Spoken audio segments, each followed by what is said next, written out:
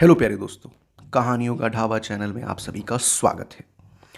दोस्तों, आज की कहानी डॉक्टर राम मनोहर लोहिया जी के बारे में है। आइए उनके व्यक्तित्व को जानते हैं।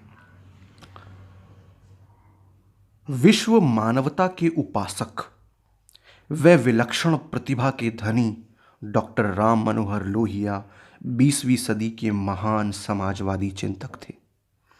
उनका जीवन दुखी, पीड़ित व शोषित जनता को समर्पित था, जिनके सुधार व उत्थान के लिए वे आजीवन प्रयत्नशील रहे। जहां अन्याय के खिलाफ विरोध करने का उनमें अदम्य साहस था, वहीं अपनी गलती का एहसास होने पर क्षमा मांगने में उन्हें तनिक भी संकोच या डर नहीं लगता था। उनके सपनों में एक ऐसा विश्व था जिसमें मानव मानव के बीच किसी प्रकार का कोई भेदभाव ना हो।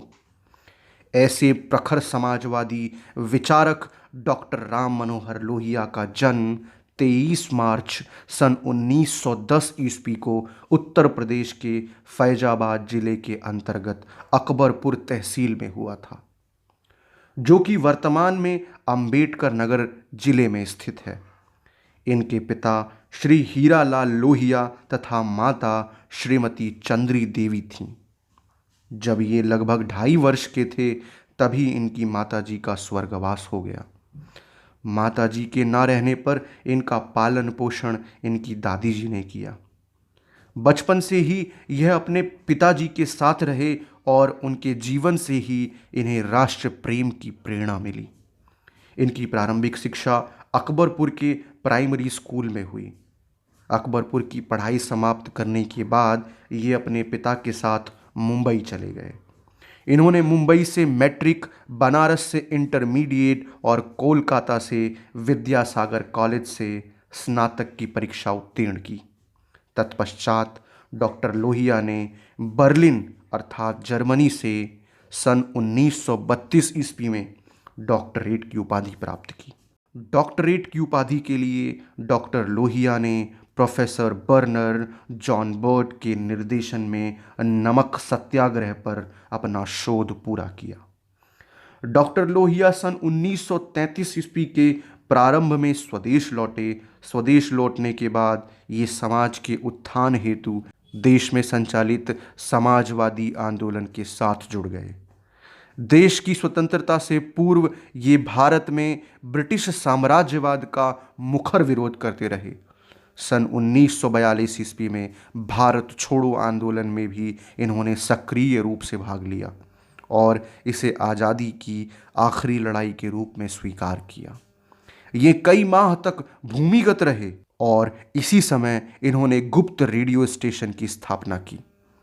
रेडियो के अनेक प्रसारणों के माध्यम से लोगों के मन में नवीन चेतना को जागृत किया और आंदोलन को जारी रखा।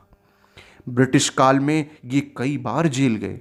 देश की स्वतंत्रता के बाद ये जीवन पर्यंत समाजवादी आंदोलनों के साथ जुड़े रहे। सन 1963 ईस्वी में ये फर्रुखाबाद संसदीय क्षेत्र से उपचुनाव में लोकसभा के सदस्य चुने गए। मौलिक विचारक, क्रांतिदर्शी और समाजवाद के प्रेरक स्तंभ डॉक्टर लोहिया का 12 अक्टूबर सन 1967 ईस्वी को देहावसान हो गया।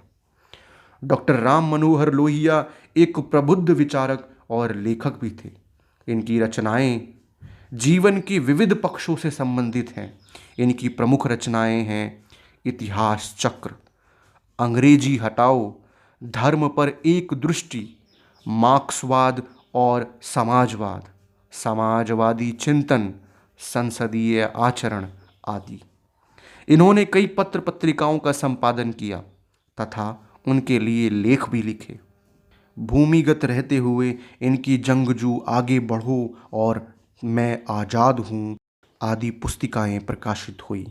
इनकी रचनाओं में मौलिक चिंतन के भी पर्याप्त अंश हैं। भूमि सेना और 1 घंटा देश को दो उनके मौलिक चिंतन के प्रमुख उदाहरण हैं। डॉक्टर लोहिया एक निर्भीक व्यक्ति थे। वह अपने आसपास की घटनाओं व परिस्थितियों का निष्पक्ष विश्लेषण करते थे। उनके व्यक्तित्व में किसी भी स्तर पर कथनी और करनी में विरोधाभास नहीं था। वे चाहते थे कि मनुष्य के संपूर्ण जीवन व स्वभाव की अभिव्यक्ति हो। वे इस पक्ष में नहीं थे कि व्यक्तित्व के किसी एक विशिष्ट पक्ष की एकांगी व सीमित वृद्धि हो।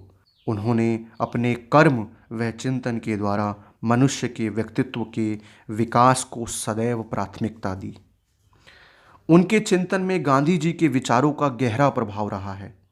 अहिंसा के प्रति डॉक्टर लोहिया की आस्था, सत्याग्रह के व्यापक प्रयोग में उनका विश्वास, रचनात्मक कार्यक्रमों में उनकी निष्ठा, विकेंद्रीकरण के आधार पर देश की राजनीति और अर्थनीति में गुणात्मक सुधार लाने का उनका संकल्प गांधी जी की वैचारिक विरासत का प्रमाण है। उनका मत था कि सत्ता का स्रोत केंद्र नहीं, गांव की पंचायतें होनी चाहिए। उन्होंने कहा कि जनतंत्र तभी सफल हो सकता है जब वाणी की पूर्ण स्वतंत्रता हो और कर्म पर अनुशासन हो। राष्ट्र को जागृत करना उनका मूल उद्देश्य था। वास्तव में उनकी दृष्टि सार्वभौमिक व संपूर्ण थी। वे केवल राजनीतिज्ञ नहीं थे, वह भारतीय संस्कृति में डूबकर विश्व संस्कृति की कल्पना करते थे तथा विश्व मानव व विश्व बंधुत्व में विश्वास रखते थे। उनके विचार देश और समाज को एक सूत्र में पिरो सकते हैं, क्योंकि उनके विचारों में चिंतन की गहराई के साथ कर्म की ऊर्जा पैदा करने की क्षमता है। उनकी प्रासंगिकता इसलिए भी है कि उनकी समाजवादी विचारधारा समस्याओं का केवल विश्लेषण ही नहीं करती, अपितु उनका समाधान भी प्रस्तुत करती है। तो प्यारे साथियों, अगर यह कहानी आपके दिल तक पहुंची है तो हमें अपने दिल के विचार आप कमेंट सेक्शन में ज़रूर बताइएगा। हम आपके लिए ऐसी ही शानदार कहानियाँ सदैव लाते रहेंगे। अभी इस कहानी में इतना ही। मिलते हैं फिर एक और नई शानदार कहानी के साथ। तब तक के लिए धन्यवाद।